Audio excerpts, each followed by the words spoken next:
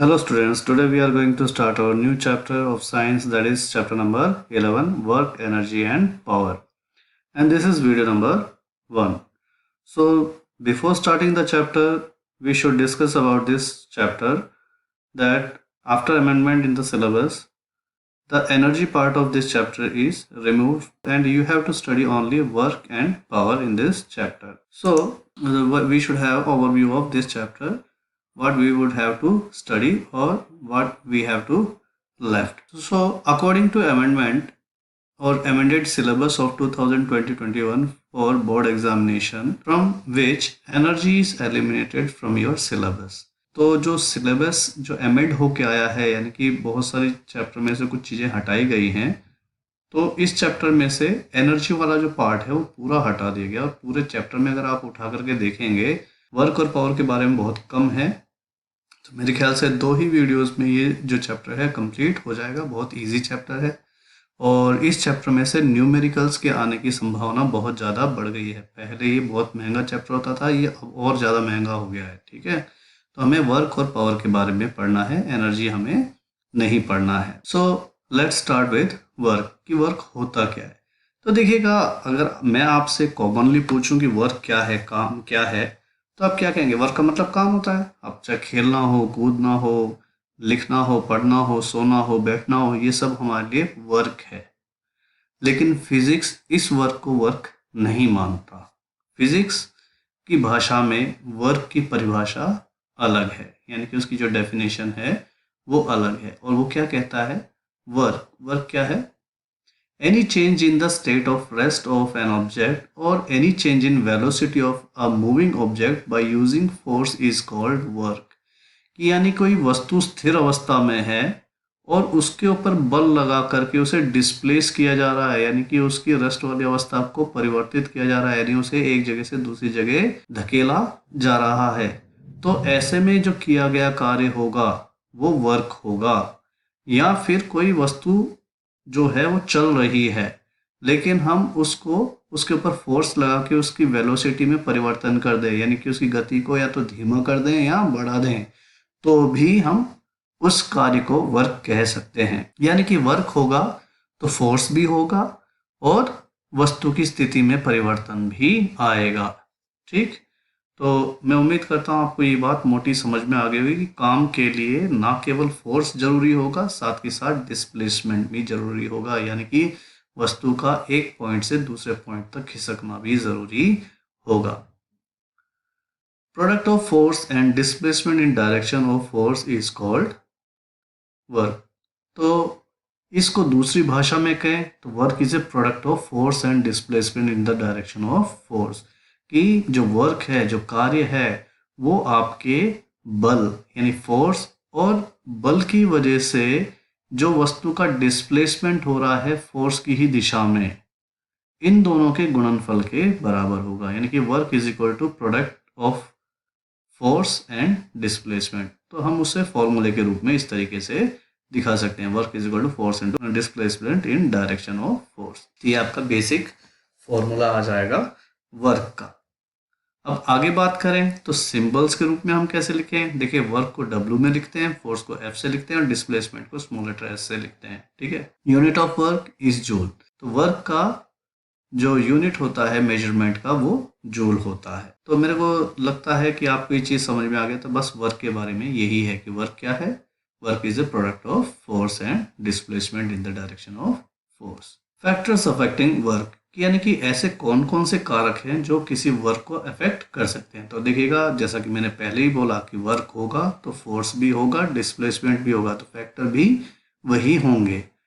तो direction of force and displacement are the main two the factors which define work. कि देखिए, काम को अगर डिफाइन करना है, उसको परिभाषित करना है, तो हमें फोर्स का डायरेक्शन पता होना चाहिए और वस्तु कितना डिस्प्लेस हुआ है ये पता होना चाहिए। यानी कि किसी वस्तु पर कितना बल लगाया गया, किस दिशा में लगाया गया और वो उसकी वजह से कितना डिस्प्लेस हुआ, अगर ये पता है तो हम फिर वर्क के बारे में भी बता सकते हैं।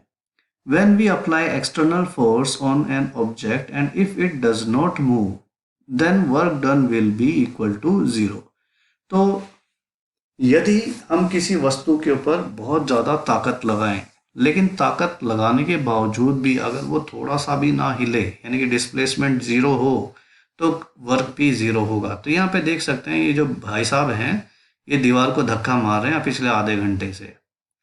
ठीक है, इनकी हालत खस्ता हो जाएगी ऐसे ही करते रहे तो। लेकिन देखें आप कि ये दीवार का कुछ नहीं हो रहा है, दीवार वहीं की वहीं है, यानी कि भाई फोर्स तो लगा रहा है लेकिन डिस्प्लेसमेंट दीवार के ऊपर हमें देखने को नहीं मिल रहा। तो यहाँ पे हमें बात समझ में आई कि फोर्स तो लगा लेकिन डिस्प्लेसमेंट जीरो है, डिस्प्लेसमेंट जीरो है तो फिर वर्क भी जीरो होगा।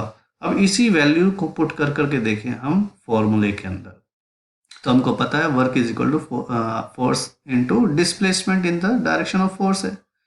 तो हमारे पास फोर्स तो कुछ ना कुछ होगा, 10 न्यूटन, 20 न्यूटन, 50 न्यूटन, कुछ तो होगा ही, लेकिन डिस्प्लेसमेंट जीरो है। तो एस की जगह जैसे ही एस इज इक्वल टू आप जीरो रखेंगे, क्योंकि देखिए डिस्प्लेसमेंट तो हो ही नहीं रहा, दीवार वही है, तो जीरो से एफ को मल्टीप्लाई करोगे तो आपका क्या आएगा, work is equal to zero हो जाएगा। और यही रीजन था कि मैंने आपको पहले ही बोला कि अगर फोर्स लगाया जा रहा है और डिस्प्लेसमेंट नहीं हो रहा है, यानी कि डिस्प्लेसमेंट जीरो है, तो वर्क भी जीरो होगा।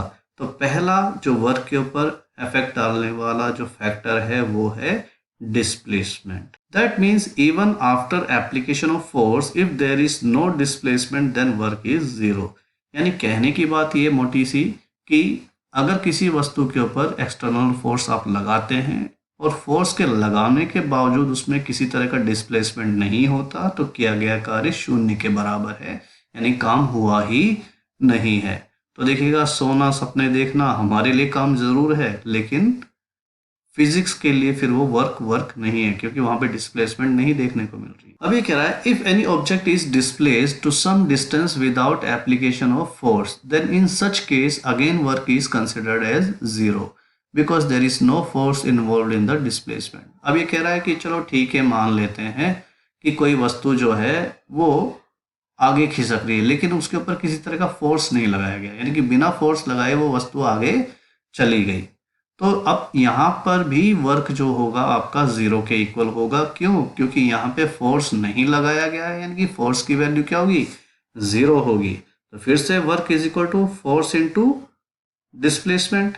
तो फोर्स हमारा जीरो है क्योंकि फोर्स है ही नहीं, लगाया ही नहीं गया है, फिर भी ये चल रहा है, तो ऐसे में डिस्प्लेस हुआ है। तो ऐसे में फोर्स जब जीरो हो जाएगा तो जीरो का आप एस से मल्टीप्लाई करेंगे, यानी 10 मीटर, 1 किलोमीटर, 5 किलोमीटर को, तो वो भी जीरो हो जाएगा। फिर से वर्क क्या हो गया आपका, जीरो हो गया। तो that means if there is displacement without any external force then the work is zero. यानी कि यदि किसी वस्तु के ऊपर एक्सटर्नल फोर्स लगाए बिना भी अगर वो डिस्प्लेस हो जाता है, तो डिस्प्लेसमेंट जरूर हो रहा है लेकिन फोर्स नहीं लग रही है, तो ऐसे में भी वर्क जीरो होगा। तो दो फैक्टर्स आपको क्लियर हो गए होंगे, एक तो डिस्प्लेसमेंट है और दूसरा फोर्स है। ये दोनों चीजें होंगी तो ही वर्क होगा, अदरवाइज वर्क को वर्क कंसिडर नहीं किया जाएगा। Now we know that for any work both force and displacement are required. That means value of any of them can't be zero. तो अब हम ये जानते हैं अभी की तक के पढ़े हुए पार्ट के हिसाब से कि काम के लिए फोर्स और डिस्प्लेसमेंट दोनों ही रिक्वायर्ड है, दोनों की ज़रूरत होती है। इनमें से किसी की भी वैल्यू ज़ीरो के बराबर हो जाती है तो फिर वर्क शून्य हो जाता है, यानी कि वर्क हो रहा है तो इसका मतलब ना तो फोर्स ज़ीरो होगा ना डिस्प्लेसमेंट ज़ीरो होगा, यानी कि वो ज़ीरो हो ही नहीं सकते अगर काम हुआ तो। आई होप आपको समझ में आ गया होगा। अब आगे चलते हैं, direction of force and displacement. तो देखिएगा वर्क किस तरीके से किया गया है या कितना किया गया है, ये एक बात पे निर्भर करता है कि फोर्स का डायरेक्शन क्या है और डिस्प्लेसमेंट किस दिशा में हो रहा है। देखिए, कोई आदमी उत्तर दिशा की ओर भाग रहा है या कोई गाड़ी उत्तर दिशा की ओर, नॉर्थ की ओर जा रही है, हम पीछे से उसे धक्का दे दें तो क्या होगा, स्वाभाविक सी बात है उसको एक्सटर्नल फोर्स मिलेगा धक्का लगने की वजह से और उसकी स्पीड और ज़्यादा बढ़ जाएगी। वहीं पे वो नॉर्थ की ओर जा रहा है और हम सामने जाके खड़े हो जाएं और जा करके उसको उल्टी दिशा में धक्का दें, तो देखो पहली बात तो ऐसा काम करना मत, चिथड़े उड़ जाएंगे। क्यों? क्योंकि एक्चुअल में कोई गाड़ी चलती हुई आ रही है और हम उसके सामने खड़े होकर के उसको उल्टी दिशा में फोर्स लगाएंगे तो वो तो पिचका के चला जाएगा, सीधी सी बात है। तो ये तो मैं जस्ट आपको वैसे ही एग्जाम्पल के लिए बता रहा हूँ। तो अगर हम ऐसा, जैसे कि मान लो कि कोई छोटा बच्चा हो, साइकिल चलाता हुआ आ रहा है आपकी तरफ, आपने उसको उल्टी दिशा में, जिस दिशा में आपकी दिशा में आ रहा है, तो आप आपकी दिशा के जस्ट उल्टी दिशा में उसको धकेल दें तो पीछे की ओर चला जाएगा। यानी कि पहले तो गाड़ी रुकेगी या साइकिल रुकेगी और उसके बाद वो पीछे की ओर चला जाएगा। तो यहाँ पे डिस्प्लेसमेंट जिस डायरेक्शन में, उसके ऑपोजिट दिशा में फोर्स लग रहा है, यानी कि उल्टा काम हो रहा है, यानी कि ब्रेक लगने का काम हो रहा है। तो इस तरह की चीजें भी हमें देखनी पड़ती हैं वर्क के केस में, कि वर्क के केस में जो फोर्स है वो किस डायरेक्शन से लग रही है और डिस्प्लेसमेंट किस दिशा में हो रहा है। तब इफ डायरेक्शन ऑफ फोर्स और angle of force is given, then it is also considered in formula of work. तो देखिएगा, अगर डायरेक्शन दिया हुआ हो या फिर एंगल दिया हुआ हो फोर्स का, कि फोर्स किस एंगल पे आ रहा है या किस दिशा से आ रहा है, तो ऐसे में जब हम फॉर्मूला लिखते हैं वर्क का, तो उस दिशा या उस एंगल को भी कंसिडर करते हैं। तो आपका जब उस टाइम जो फोर्स होता है वो F इंटू कोस थीटा के बराबर होता है, ठीक, क्योंकि एंगल भी यहाँ पे शामिल है। तो जितना एंगल होगा कोस का, उतना ही एंगल की वैल्यू निकालनी होती है। अभी कह रहा है when force is in the direction of displacement, then angle between force and displacement will be 0। तो देखिए, कह रहा है कि अगर जिस दिशा में ऑब्जेक्ट मूव हो रहा है उसी दिशा में अगर फोर्स लगाया जाए, ऐसे में डिस्प्लेसमेंट और फोर्स के बीच में जो एंगल होगा वो 0 होगा। और कोस 0 की वैल्यू देखते हैं क्या होता है, 1 होती है वैसे। तो देखिए, एक वुडन बॉक्स है, उसको एक सरफेस पे रखा है हमने, और फिर हम उसको धकेलते हैं। तो धकेलने पर हम देखते हैं कि फोर्स जो है वो पीछे से लगा, जिसकी वजह से वो आगे बढ़ा, और डिस्प्लेसमेंट भी हमने देखा उसी दिशा में हुआ, यानी कि फोर्स और डिस्प्लेसमेंट दोनों एक ही दिशा में हैं। इस वजह से दोनों ही चीज़ों के बीच में एंगल कितना होगा, 0 होगा। तो ऐसे में W is equal to F cos theta is into S है। तो कोस थीटा आपका कोस 0 हो जाएगा, यानी थीटा अपने, यानी एंगल हमारा 0 है तो थीटा की जगह 0 डिग्री आ जाएगा। अब हमको पता है कोस 0 डिग्री का मतलब होता है 1। तो आपने देखिए ट्रिग्नोमेट्री वाला जो चैप्टर पढ़ा होगा मैथ का, उसके अंदर आपने कोस 0 का, कोस 30 का, 45 का, 60 का, 90 का, इनकी वैल्यूज पढ़ी होंगी। तो वहीं से ये वैल्यू उठाई गई है, कोस 0 डिग्री इज इक्वल टू 1 होता है। तो ऐसे में f into 1 into S value हो जाती है, यानी कि ये जो आपका कोस थीटा है इसकी जगह 1 आ जाएगा, और 1 f से मल्टीप्लाई होता है f ही आएगा, यानी कि आपका फिर से work is equal to F into S हो जाता है। तो यहाँ पर अगर अपन गौर करें तो आपका वर्क जो है वो पॉजिटिव वैल्यू आएगी। If direction of displacement and force is same in same direction, then work will be positive. कि अगर डिस्प्लेसमेंट और फोर्स दोनों एक ही दिशा में हैं, सेम डायरेक्शन में हैं, तो ऐसे में किया गया कार्य पॉजिटिव होगा, यानी कि वो प्लस में आएगा हमेशा आंसर। तो देखिए, हमने पहला केस में पढ़ा कि जिस दिशा में ऑब्जेक्ट जा रहा है, यानी डिस्प्लेसमेंट हो रहा है, उसी दिशा में फोर्स लग रहा था, तो जो हमारा वर्क था वो पॉजिटिव था। लेकिन अब हम पढ़ने जा रहे हैं दूसरा केस। तो when force is in the opposite direction of displacement, then angle between force and displacement will be 180 degree. कि मान लो अगर फोर्स जो वस्तु के ऊपर लगाया गया हो वो डिस्प्लेसमेंट की दिशा से विपरीत दिशा में हो, यानी कि जिस दिशा में वस्तु जा रही है उसके ऑपोजिट दिशा में आप क्या करें, बल लगाएं, फोर्स लगाएं। तो ऐसे में डिस्प्लेसमेंट और फोर्स दोनों आपस में 180 डिग्री का एंगल बनाते हैं। तो जैसे देखिएगा, एक सरफेस है, उसके ऊपर एक वुडन ब्लॉक है, ठीक। तो जैसे ही फोर्स लगाया जाएगा वो आगे की ओर बढ़ेगा, ठीक। लेकिन अभी धीमे से गया है ये, दैट मीन्स इसके अगेंस्ट फोर्स लगाया गया है, यानी कि डिस्प्लेसमेंट इस तरफ हुआ है और फोर्स इस तरफ से पीछे से आया है। तो फोर्स और डिस्प्लेसमेंट दोनों एक दूसरे से जस्ट ऑपोजिट डायरेक्शन में है। तो देखिएगा, जब भी डिस्प्लेसमेंट के अगेंस्ट आपका फोर्स लगाया जाता है तो चीज़ें या तो धीमी हो जाती हैं या फिर रुक जाती हैं। तो यहाँ पे भी वुडन ब्लॉक के साथ यही हुआ, जैसे ही वो आगे बढ़ने लगा तो हमने फोर्स लगाया, फोर्स की वजह से उसका जो डिस्प्लेसमेंट है वो 0 हो गया। तो फोर्स और डिस्प्लेसमेंट के बीच में 180 डिग्री का एंगल बनेगा, तो थीटा इज इक्वल टू 180 हो जाएगा। तो cos 180 आ गया है। तो देखिए cos 180 की आपने वैल्यू नहीं पढ़ी है, लेकिन अगर आप साइंटिफिक कैलकुलेटर है आपके पास तो उसमें देख सकते हैं cos 180 की वैल्यू -1 होती है।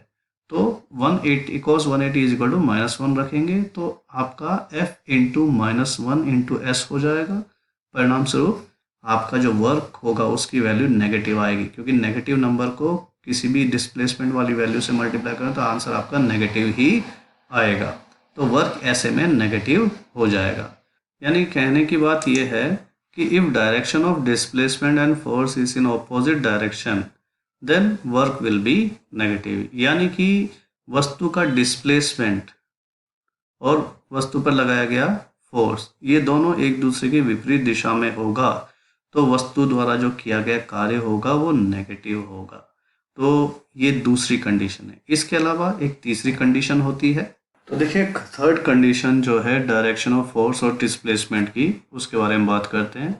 When force is perpendicular to the displacement then angle between force and displacement will be 90 degree.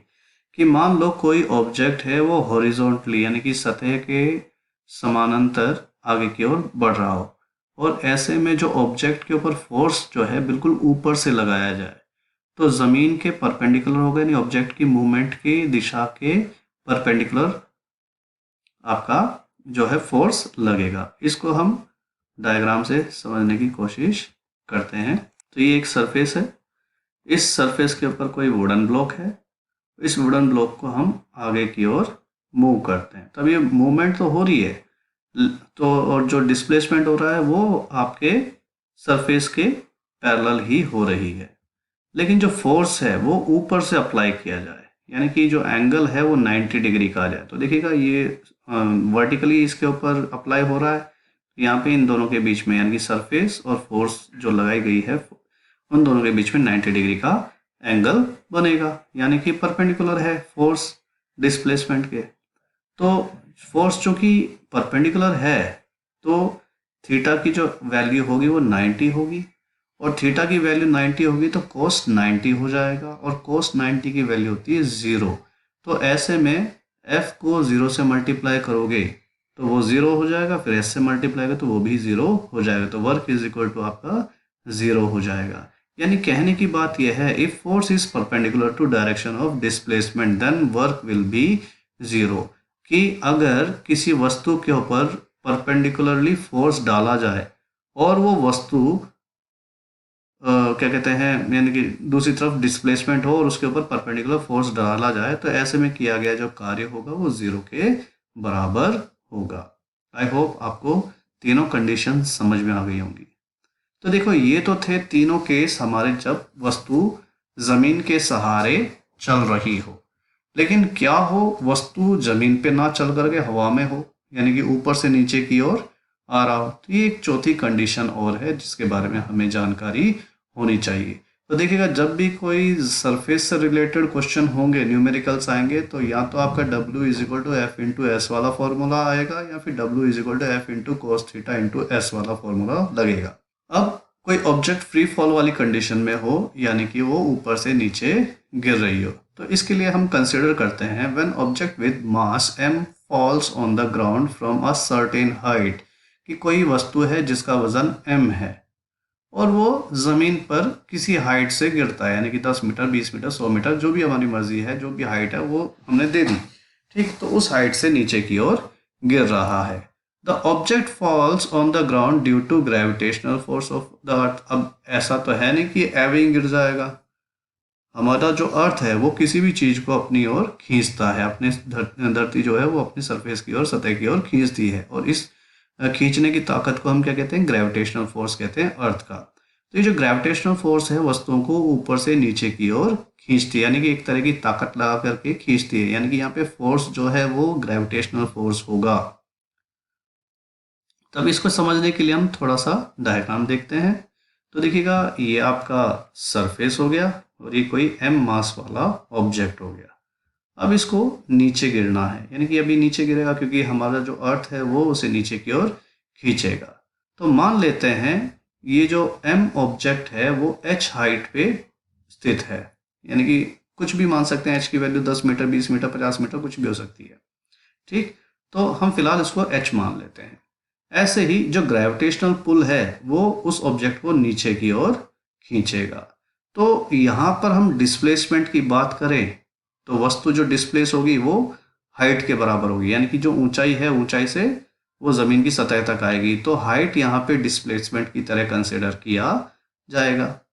ऐसी जो फोर्स है वो ऑब्जेक्ट के मास और उसके ग्रेविटेशनल फोर्स पे निर्भर करता है कि अर्थ का आपको पता ही है, किसी भी चीज को वो 9.8 मीटर पर सेकंड स्क्वायर की ताकत से नीचे की ओर खींचता है, और ये चीज आपने 9th क्लास में पढ़ी थी।